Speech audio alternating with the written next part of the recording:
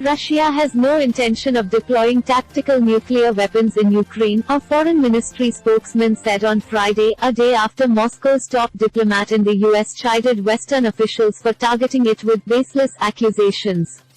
Russia firmly abides by the principle that there can be no victors in a nuclear war and it must not be unleashed, Alexei Zaitsev said. He added that Russian nuclear doctrine does not envisage any scenarios for potential strikes which would apply to Moscow's military goals in Ukraine. Nevertheless, Zaitsev added that any provocations whatsoever can be expected from Ukraine and the West, and that Russia has to be ready for any development in the media space and directly on the ground. Warship, say sources. His statement echoed remarks made by Russia's ambassador in Washington on Thursday. In an interview with Newsweek, Anatoly Antonov slammed what he called a flurry of blatant misrepresentation of Russian official statements on our country's nuclear policy.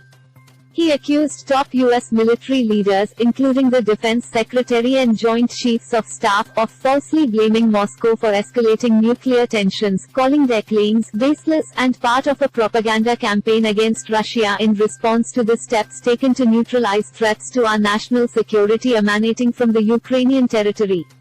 He also blamed the wider Western bloc for what he called its irresponsible handling of the situation in Ukraine, implying that NATO's rhetoric and continuing support for Kyiv contributed to heightening nuclear tensions. The current generation of NATO politicians clearly does not take the nuclear threat seriously, Antonov told Newsweek. Kremlin spokesman Dmitry Peskov and Russia's parliament speaker Vyacheslav Volodin both asserted this week that Moscow would not use nuclear weapons first.